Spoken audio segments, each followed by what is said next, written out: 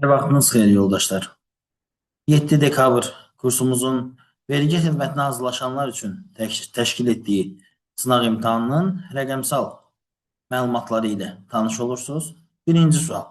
2025-ci ildə kosmosda ən çox peyki olan ölkələrin peyklərinin sayını və təyinatını göstərən diaqram və cədvəldən istifadə edin. Burada ölkələrin peyklərinin sayı, burada isə peyklərin müxtəlif təyinatları göstərilib. Sualın şərtində deyir ki, ABŞ-ın peykləri yalnız iki növdədir.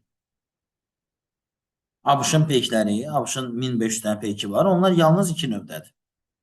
Yoldaşlar, hansı iki növü toplayanda 1500 eləyə bilər? Bununla bunun cəmi 600 eləyir. Bununla bunun cəmi 500 neçə eləyir. Bununla bunun cəmi belə deyək. Yenə də kiçik ədəd verir. Deməli, belə çıxır ki, kommersiya xarakterli peyklər ABŞ-a aiddir. Və yaxud da onun böyük əksəriyyəti ABŞ-a aiddir. Bəlkə də bu cümləni heç təhlil etməyə ehtiyac yoxdur, irəlidə özü ifşa olacaq. Naviqasiya peykləri yalnız Çin və ABŞ-a aiddir. Naviqasiya peykləri, yəni sarı rəng. Bu yalnız Çinlə ABŞ-a aiddir. Peyklərin mənsub olduqları ölkələr üzrə orta sayı peyklərin təyinatları üzrə orta sayından nə qədər azdırsa. Peyklərin ölkələr üzrə orta sayı. Baxın yoldaşlar, biz burada peyklərin sayını toplamalıyıq. 2 verin, 170, üstə gəl 40, üstə gəl 60, üstə gəl 80, üstə gəl 150, üstə gəl 200, üstə gəl 400, üstə gəl 1500. Və bunu bölməliyik. Neçəyə? 1, 2, 3, 4, 5, 6, 7, 8-ə. Cavab edir 325. Deməli, ölkələr üzrə ortalama 125 peyk var. Təyinatları üzrə orta sayından neçə müxtəlif təyinat var? 5. Peykləri toplayanda 2600 eləmişdik. Onu da 5-ə böləndə edir 520. İndi deyir, bu ölkələr üzrə orta say, təyinatlar üzrə orta saydan nə qədər azdırsa. 325 520-dən nə qədər azdır? 195 vahid. Rusiyanın da peyklərinin həmin qədəri hökumət təyinatlı peyklərdir. Hökumət təyinatlı peyklər bax buradadır. Deməli 195 dənə içində Rusiyanın peyki var onların. Kommersiya peykləri yalnız bir ölkəyə məxsusdur. Yoldaşlar, kommersiya peykləri fikir verin 1380 dənə. 1380 dənə peyk bunlardan kimə məxsus ola bilər? Yalnız ABŞ-a. Çünki ABŞ-ın o qədər peyki var. Deməli, ABŞ-ın 1380 peyki buradadırsa və ABŞ-ın fikir verin yazmışdı ki, peykləri yalnız iki növdədir. Bir növü kommersiya, digər növü də burada qeyd olunub naviqasiya. 1500-dən 1380-a çıxanda avtomatik qalır 120. Çünki 1500 peyki var. ABŞ-ın 1380-a çıxanda qalır 120. Deməli, bu peyklərin 120-si ABŞ-ındır. 120-si. 220-nin də 120-si ABŞ-ındırsa, yerdə qalan da Çinindir. Yəni 100 dənə də Çinindir. Bizdən nə soruşur? Deyir ki, Rusiyanın yerdə qalan peyklərinin Çinin naviqasiya təyinatlı peyklərindən neçə dəfə az olduğunu təyin edin. Rusiyanın yerdə qalan peykləri. Rusiyanın 200 peyki var. 195-i hökumət xarakterlidir. Yerdə neçəsi qalır? 5-i. Çinin naviqasiya təyinatlı peyklərindən. Çinin naviqasiya təyinatlı peykləri də 100 dənədir. 5 100-dən neçə dəfə azdır? 100-ü 5-ə bölürük. Cavab eləyir 20. Biraz uzun sualdır, amma məncə çox maraqlı sualdır. Keçirik növbəti rəqəmsal məlumatların təhlilinə. Burada doğru mülahizələri tapmağımızı istəyir. Verilmiş diaqrama əsasən. Deyir ki, 2014-cü ildə Çinin pul əritmədəki payı bir qədər azalsaydı, 10-16-cı illər arasında qrafikdə nəticəsi artan templə davam edərdi. Çinin 14-dəki nəticəsi. Çin nə rəngdir? Çin mavi rəngdir. 14-dəki nəticəsi bəli, biraz azalsaydı, bu qədər azalsaydı, ki verin, mütəmadi olaraq artan templə davam edərdi. Bir düzdür.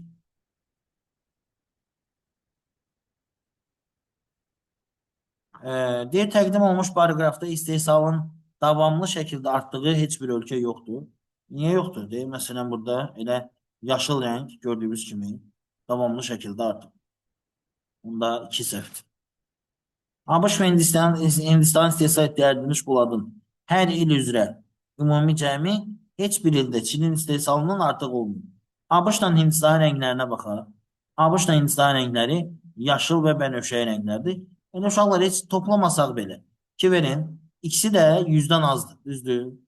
Amma Çinin peyklərinin daha doğrusu üzr istəyirəm, Polad əritimindəki milyon tonlar göstəricisi 450-dir. Əlbəttə ki, bu bənövşəyi və yaşıl xətlərin cəmi heç vaxt bu göy xətti keçə bilməz. Elə gözəyarı yan-yana da qoyanda görürsünüz ki, təxminən bura qədər gəlir. Yəni, bu doğru cavabdır. 2010-cu ildə ABŞ-ın, Hindistan və Yaponiyanın istehsal etdikləri poladın ümumi miqdarı Çinin istehsalından bir qədər azdır. 2010-da. 2010-da bax biri təxminən 65-70-dir. Biri təxminən 55 filandır. Biri də təxminən 110 filandır. Bunları toplayanda neçə edir? 235. Amma Çində 250-dən çoxdur. Deməli, bir qədər azdır. Həqiqətən də doğrudur. Cavab 1, 3, 5-dir. Bizdən doğruları istəyir. İndi isə keçirik növbəti suala, üçüncü suala.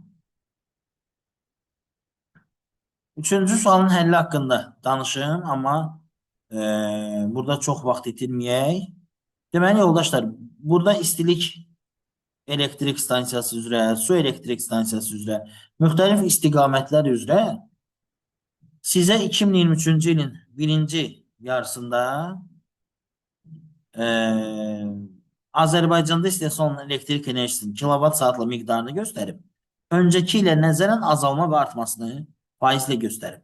Biz nə etməliyik? Biz ümumilikdə məsələn 9 milyar 852 milyon deyil. Biz bunu belə yazmalıyıq.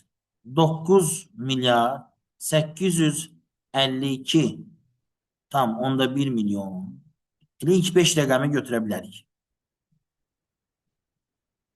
106 tam onda 5 faiz isə əvvəlki ilə nəzərən 6 tam onda 5 faiz artı. Baxın, əvvəlki ili götürəcəm 100, adlandıracağım x. X-i tapacağım, 2022-dəki göstəricini tapmış olacaq. Bunu hər biri üzrə tapacaqsınız yoldaşlar.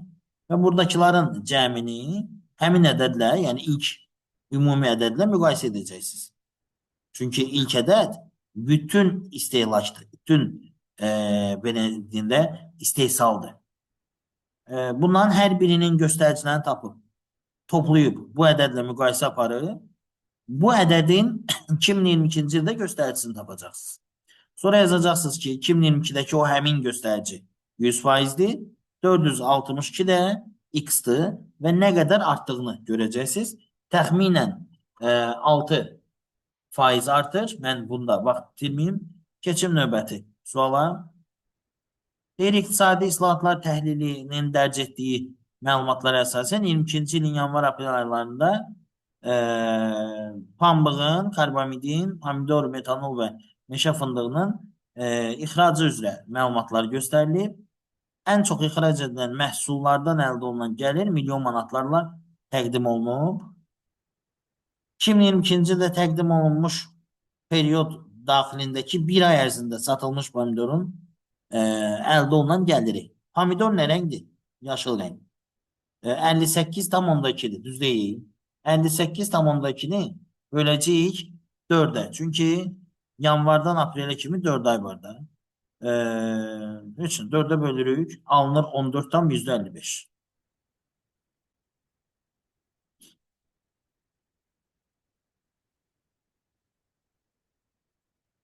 Verilmiş periyod ərzində ən çox satılmış məhsuldan əldə edilmiş gəlirdən neçə dəfə az olduğunu müəyyən edin. Ən çox satılan təbii ki, bu 102,5-dir. 102,5-dən neçə dəfə az olduğunu tapmaq üçün onları bir-birinə bölmək lazım. 102,5-i bölmək lazımdır. 14,55'e. Bu da 7 tam %4 edir. Bize de deyir ki onu yuvarlaqlaşdırın. O zaman doğru cavab olur 7. Növbəti sualımız hamar ağac. Bu ilin trend suallarından biridir.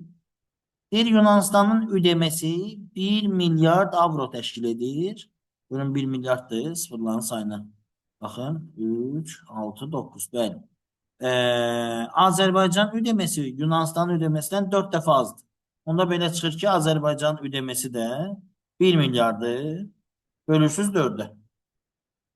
Neçə eləyir? 250 milyon.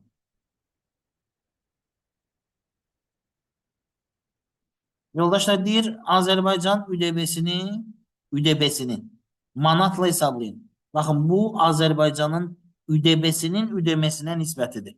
Bunu şərtdə qeyd edeyim. ÜDB dövlət borcudur. Dövlət borcunu ümumdaxili məhsula böləndə və 100-ə vuranda həmin o faiz göstəricisini alırlar. İndi ümumdaxili məhsul bəllidir. Borcu da tapmalıyıq. Buradan borcu tapmaq üçün nə etməliyik? Və bunun cavabı, yəni bunların nisbətinin cavabı 21,8-ə bərabər. Biz götürməliyik, buradan borcu tapmalıyıq. Ümumdaxili borc bərabərdir. 21,8 vurulsun ümumdaxili məhsul bölünsün 100.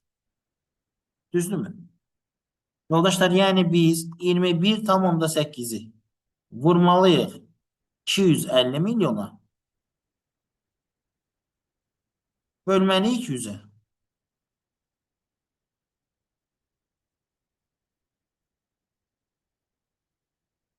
Lakin bizdən bunu manatla hesablamağımızı istəyir. Manatla da hesablayanda bilirsiniz də biz, bilirsiniz deyəndə ki, hardan bilək, qeyd olunub şərtdə, 1,85-ə vurmalıyıq.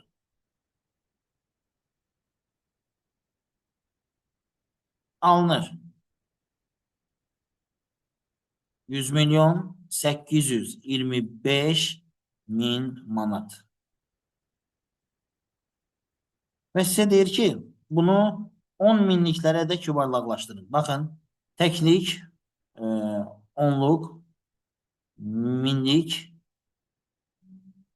10 minlik. Daha doğrusu yüzlük, minlik, 10 minlik. Bura qədər yuvarlaqlaşdırmalıyıq. Təklik, onluq, yüzlük, minlik, 10 minlik. Bilirsiniz ki, 5-dən sonraki ədədləri bir vahid yuxarıya yuvarlaqlaşdırırıq. Ona görə cavab olacaq 83-lə deyəcək. Aydın oldu. Keçirik 6-cı suala.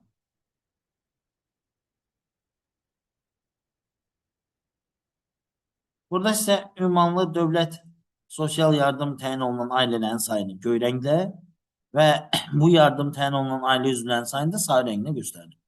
Yəni, belə deyək də, düşünün ki, məsələn, ünvanlı sosial yardım təyin olunmuş ailə üzvlərinin sayı sarı rəngləndir. Ünvanlı dövlət sosial yardım üzrə təyin olunmuş ailələrin də sayı mavi rənglə göstərilir. Aha, bu qədər ailə təyin olunmuş ailələrin üzvləri. Sarılar da üzvlərdir. Hansı ildə deyir, sosial yardım alan bir ailənin üzvlərinin orta sayı ən çox olmuşdur. Orta sayı tapmaq üçün biz bunları bir-birinə bölməli deyilik. Məsələn, 174.659-la 43.173-ün bir-birinin nisbətini tapmalıyıq. Ortalama hər ailədən neçə üzv pensiya alır, sosial müavinət alır. Bu da 2022-ci ildə bizə ən böyük cavabı verir. Mən yenə də bir-bir hesablamıram ki, vaxt çox getməsin. Kiberin şahid deyil əslində. Çünki bir neçəsinin cavabı bir-birinə çox yaxın çıxır. Amma 4 ildir də, yəni 4 dəfə bunu hesablamaq lazımdır. 194.042 ilə 44.716-nın bir-birinə nisbəti belə deyil. daha böyük cavab verir bizə. Bu sual çox sadə sualdır. Yəni 2017-21-ci illərdə şəhər və kənddəki taksofonların sayını göstərən diaqram düzəldin deyir. Məsələn, 2017-ci ildə 744 dənədir. Elə eləməlisiniz ki, 800-ün xəttindən aşağıda olsun. Çünki 744 daxı, yəni 800-ə çatmayıb. Bunun doğru cavabını B variantı olaraq vermişik. Fikir bax bu dairə, yəni 2017-də 800-dən aşağıdır. 2018-də isə fikir verin 601-dir və təxminən 600 xəttinin üstündədir. 2019-da 18 ilə 20-nin arasında 400-ün biraz üzərindədir. Baxın, həqiqətən də elədir. 2020-də təxminən 400-dən biraz aşağıdır. 2000 xəttdən biraz aşağıdır. 21-də isə ondan biraz da aşağıdır. Ona görə B variantı doğru cavab kimi təyin olunur. 8-ci sual. Deyir, Azərkosmosda illik telekommunikasiya üzrə gəlirlər göstərilir. Azərkosmosun ixrac etdiyi ölkələr üzrə telekommunikasiyadan əldə etdiyi gəlir narıncı rənglə, Azərkosmosun başqa sahələrdən əldə etdiyi gəlir hissəsi isə mavi rənglə göstərilir. Azərkosmosun əldə etdiyi ümumi orta aylıq gəlir hansı ölkədən gələn telekommunikasiya gəlirinə daha yaxındır? Yoldaşlar, bu Azərkosmosun illik gəliridir. İllik, ildə bilirsiniz ki, 12 ay olur. Biz Azərkosmosun 80% gəlirinin 12 milyon olduğunu bilirik. Bəs 100% nə qədərdir? Çünki burada məndən ümumi gəlirini soruşur axı. Elə bir ikisinin cəminə baxmalıyıq da, buranı da tapmalıyıq. Bu da eləyir x. 100-ü vururuq 12-yə, bölürük 80-ə. Eləyir 15 milyon dollar. 15 milyon dolları da 12 aya bölürəm. Çünki mənə ortalama bir aylığı tapmaq lazımdır. O da eləyir 1,25. 1,25 milyon dollar. Bu cavablardan hansına daha yaxındır? Bu ölkələrdən. Təbii ki, İsrailə daha yaxındır. 1,17 ilə 1,25 arasında çox cüzi fərq var. Ona görə cavab olur Y variantı. Neft sualını dəfələrlə işləmişik. Ona görə bu sualı artıq izah etmək istəmirəm. Neft sualını baxmaq istəyən tələbə neft sualı yazıb, yanına da Vüqar Süleymanlı yazıb YouTube-da tək bunun izahını tapa bilər. Çox artıq bizim üçün sadələşmiş sualdır. Bəlkə də dəstəmizdə bir 10 dəfə baxmışıq. 10-cu sual biraz uzun sualdır, amma belə deyək, həll etməliyik. Mənfəəti göstərən diaqramdır. Doğru mülahizələri seçməyimizi istəyir. Gəlin baxaq. 2013-2020-ci illər ərzində orta illik mənfəət 44,5 milyard olmuşdu. Yoldaşlar, bax, təxminən 40 min, 45 min. Ortasından biraz yuxarıdadır. Ona görə bunu 42.500 yox, təxminən 43 min götürün. Bunu da eynən. Bunu nə götürəcəksiniz? Fikir verin. 35 mindən yuxarıdadır, 40 mindən aşağıdır. Təxminən 38 min götürün. Və buna baxın. 42 min götürün bunu. Bunu təxminən 52 min. Və bunları toplayın, sayına bölün. Görəcəksiniz ki, 44-dən böyük ədəd alınır. Özdə kifayət qədər fərqlənir. Təxminən 46-47 alınır. Ona görə bir yanlışdır. Bir olan bəndləri silirsiniz. 2-ni oxuyuram. 2018-ci ildə illik mənfəətin əvvəlki ilə nisbətən faizlə dəyişməsi 14-20-ci illərdə digər analoji göstəricilərdən daha çox olmuşdur. İstənilən digər analoji göstəricilər. 2018 bax, 2018-in 17-yə qədər 17-yə nəzərən artmasının qrafiki, fikir verin, 2016-nın 17-yə qədər artmasının qrafikindən daha az kəskin fərqlənir. 2016-dakı qiymət daha çox artıb 2017-dəki qiymətə nəzərən. Daha doğrusu 2017-dəki 2016-ya nəzərən daha kəskin artıb. Həm xətt uzundur, həm də dikdir.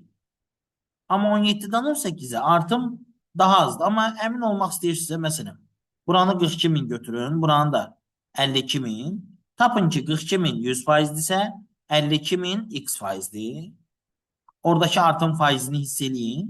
Sonra 52.000-i 100 götürün. Burada da təxminən 57-58 mindir. Onu da x.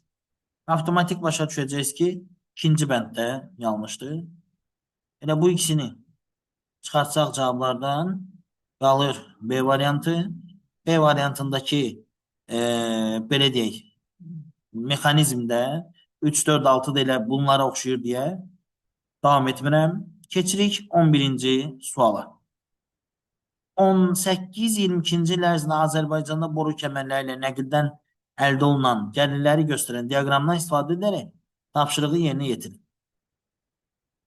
Qaz kəmərindən əldə olunan gəlir milyon manatlarla sarı rəngdə, narıncı rəngdə, neft kəmərindən əldə olunan isə mavi rəngdə göstərib. Deyir ki, 19-22-ci illəri əhatə edən dövrün bir ili ərzində qaz və neft kəmərləri ilə nəqldən əldə olunan gəlir ondan əvvəlki illə müqayisədə ən çoxu neçə faiz artmışdır?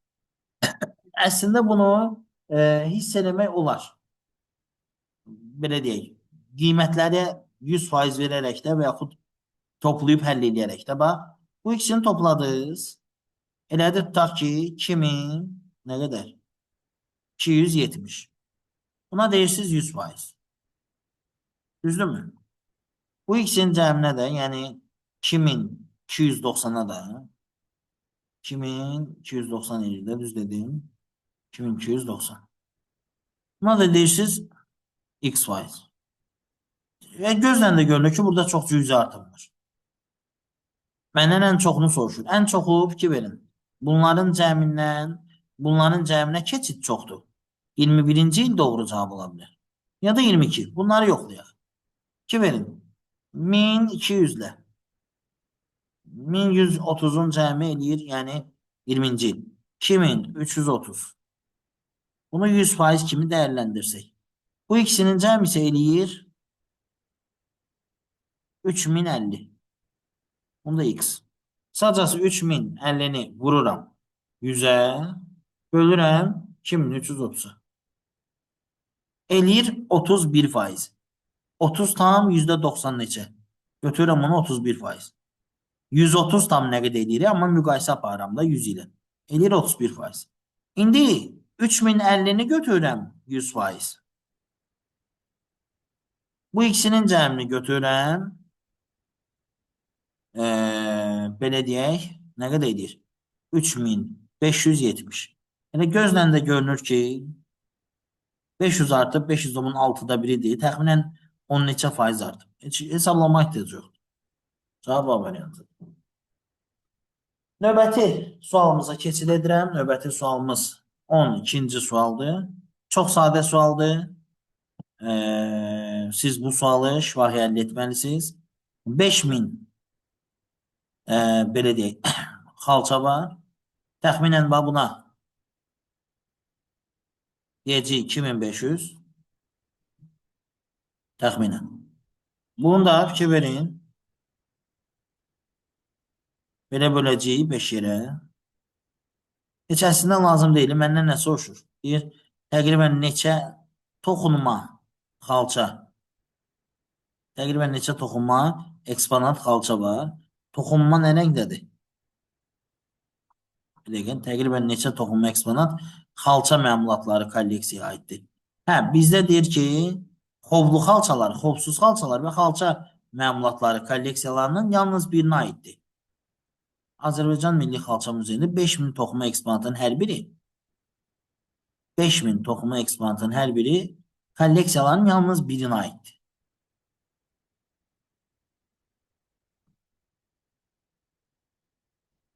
Azərbaycan Milli Xalça Muzeyinin 5000 toxuma eksponatının hər biri xovlu xalçalar, xovsuz xalçalar və xalça məlumatlar kolleksiyalarından yalnız birinə aiddir. Qısacası nə demək istəyir yalnız birinə aid? Yəni xovlu xalça, məsələn elə bir xalça yoxdur ki, onu həm xovlu xalça, həm də xovsuz xalça kateqoriyasına daxil etsinlər. Yəni bu cümləni 3 dəfəyə başa düşdüm, düzdür. Amma məncə primitiv cümlə idi, mən ilişdim. 5000 xalçadır, 3 istiqamətdə bölünüb də qısacası. Deyir, təxminən neçə toxunma eksponat xalça məmulatlarına aiddir. Xalça məmulatları boz rəngdədir, yəni bura.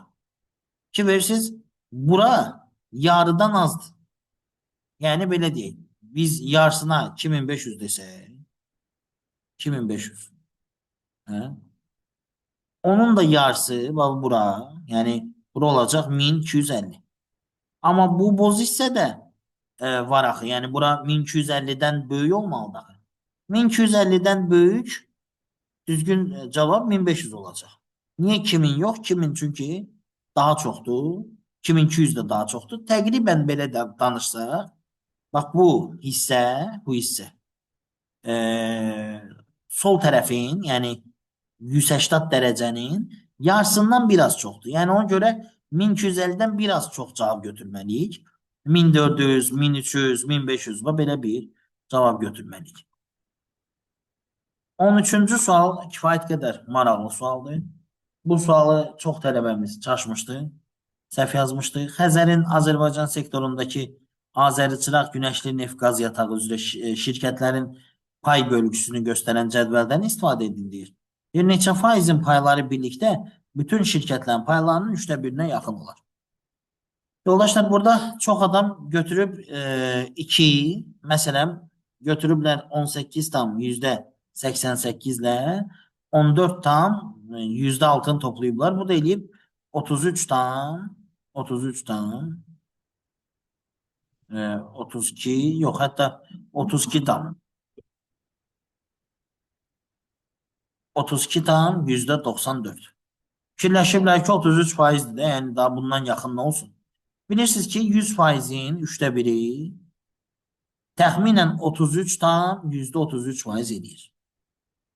Doğru cavab isə burada C variantı idi, 3. Çünki biz 3 ölkəni toplayanda da belə bir buna yaxın cavab alırıq və bundan daha böyük cavab alırıq.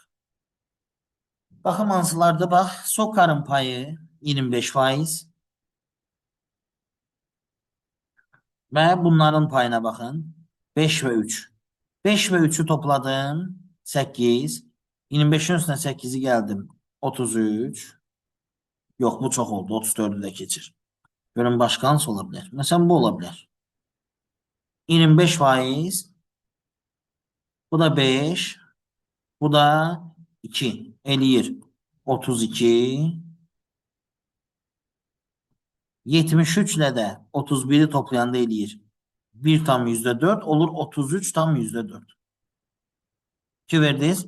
Elə bil SOCAR-ı, TRAO şirkətini və ONGC şirkətlərini toplayanda 33 tam %4 aldıq. Amma məsələn digərlərini topladıq 32 tam %94 aldıq. Mənə ən yaxını soruşur axı. Daha yaxını soruşur. Ona görə cavab C bəndidir. İndi 14-ə keçirik. Deyir aşağıdakı təqdim edilmiş diaqram və cədvəllər müxtəlif bölgələr və əmin bölgələrdə yaşayan bəzi əhalinin bəzi məhsulları almağını, ay ərzində almağını göstərir. Ki verin, burada biz görürük 25%. Burada müxtəlif bölgələr təqdim olunub bizə. Şəki bölgəsi 25%'dir və onun aldığı gübrələrə xərclədiyi pulu 1000 manatla göstərmişik. 200, 220, 115, 615 və 540. Bu ümumi həmin o məhsullara xərclənən məbləğlərdir. Bir nəzərə almaq lazımdır ki, təşkil edilmiş diaqram 9 müxtəlif şəhər və rayonu əhatə edir. Və Şərur, Sədərək və Culfanı Naxçıvan zonası olaraq qiymətləndirmişik. Salyan, Sabirabad, Mişlini isə Aran zonası. Bunlar elədi 6 rayon. Qəbələ, Şəki, Abşeronda ümumi 9 rayon. Diaqram və cədvələ əsaslanaraq Aran zonası üzrə bir şəhərdə vətəndaşların həmin məhsulları alması üçün aylıq xərclədilən pulun orta qiymətini təyin edin. Baxın, biz bunları toplayacağıq. 200, üstə gəl. 220, üstə gəl. 115, üstə gəl. 615, üstə gəl. 540. Eləyir 1690. 1690 şəkidir. 25%. Mənə Aran zonası lazımdır, düz deyil. Aran zonası nə rəngdir? Mavi rəngdir. O da 35%'dir. 35% də X-dir. Sacası 1690'ı vurmalıyam 35'ə. Bölməliyəm 25-ə. Eləyir 2366. Orada cəmi 3 dənə rayon yoxdur. Bu cavabı da bölürəm 3-ə. Cavab eləyir 788 tam %66. Onu da yuvarlaqlaşdıranda eləyir. Bir dəqiqə baxın. 788 tam %60 alıram. Və onu da yuvarlaqlaşdırıram. Alıram hanıca? Hə, B variantı. 788 tam onda 6. Heç yuvarlaqlaşdırmaq tələb olunmuyor. Burada onsuz da dövrdə 6 alınır. Ona da en yaxın cavab budur. 15-ci sualda da deyir ki, 26-cı ildə tətbiq ediləcək yeni qanuna əsasən Bakı, Sumqayıt və Gəncə şəhərləri üzrə sahibkarların ayda ödəyəcəkləri məvacib 80% indeksləşdirilib. Yəni hamı 80%, 80 manat ödəyəcək. Bu sahibkarların ödəyəcəkləri aylıq ümumi yeni məbləğ yalnız Sumqayıt şəhəri üzrə ödənilən yarım illik makro sahibkarların ödədiyi keçmiş məbləğdən neçə dəfə az olacaq? Şəhərlər arasında sahibkarların əmsalları dəyişməz qalır. Bax, Bakıda mikro sahibkarlar 100, makrolar 400 ödəyir. Gəncədə 90, 360. Görürsən hamısı bir-birindən 4 dəfə çoxdur.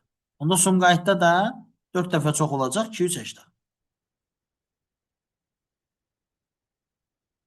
Bunu qeyd olunan cümlə əsasında təyin edə bilir. Deyir, bu sahibkarların ödəyəcəyi aylıq yeni məbləğ, bu sahibkarların neçə sahibkar var o ki? Bu sahibkarlar 10.000, 5.300 və 8.500'dür. Biz bunları toplamalıyıq. Görək neçə sahibkar var ümumilikdə? 8.500 cəmi eləyir 23.800. 23.800 yeni sahibkar var və onların ödəyəcəkləri yeni məbləğ. Bir aylıq. Ayda 80 manatdan ödəyəcəklər də vururam 80'a. Yəni saxlayıram hələ ki belə, bəlkə nəyəsə böyləsi olduğu ixtisar eləyədik.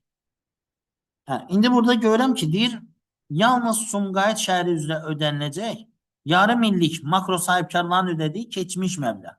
Keçmiş məbləğ, baxın, 2025-ci ilin sonuna qədər belə ödəyirdilər. 2026'dan 80 manat ödəyəcəklər. 80 manat yeni məbləğdir. Keçmiş məbləği tapaq. Sumqayıtda 8500 sahibkar var. Onların mikronun makroya nisbəti 1'in 16'yadır. Yəni 8500'ü bölməliyəm 17'yə 1 ilə 16'nın cəmini. Eləməlidir 500. Məndən makroları soruşur axı. Vurmalıyam 16'ya. O da eləyir 8000. Deməli 8000 sahibkar hər biri 280 manatdan ödəyirdi əvvəllər və onun yarım illik 6 aylıq ödənişini soruşuruz. Qısacası 6 vur 280 vur 8000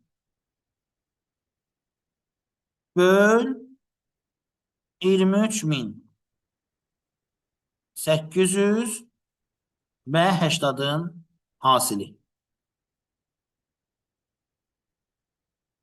Bu da eləyir 7 tam %5. Götürürəm cavabı. Təbii ki 7. Yoldaşlar, hamınıza uğurlar arzulayıram. Bəlkə də bu vergi imtahanı üzrə baxacağımız son videodur. Bu imtahan üçün kifayət qədər böyük işlər gördük. Kifayət qədər geniş çalışmalar elədik. Öz kursumuzun tələbələri ilə 3 dəfə sınaq imtahanı təşkil etdik. Bunlardan birini dövlət universitetlərinin birində böyük şəkildə təxminən 400'ə yaxın insanla bunu etdik və özü hazırlaşan tələbələrdə kifayət qədər dəstək olmaq üçün maraqlı video izahlar və digər detallar paylaşdıq. Əlimizdən gələn qədər hamıya köməklik etməyə çalışdıq ki, düz 2 ildən sonra baş tutacaq bu imtahanda hamınız uğurlu olasınız. Mən bir məntiq müəllimi kimi və vergi imtahanı üzrə 65 sualı əhatə etməli olan bir şəxs kimi əminəm ki, bütün sual tiplərini və sizə maraqlı və lazım olan hər şeyi sizin nəzərinizə çatdırmışam. Sizə imtahanda uğur arzulayıram. Allah zehninizi açıq eləsin və Allahın köməkliyi ilə böyük nailiyyətlər qazanıb sizin özünüzü və bizi sevindirəsiniz inşallah. Salamat qalın. növbəti videolarda görüşənədək.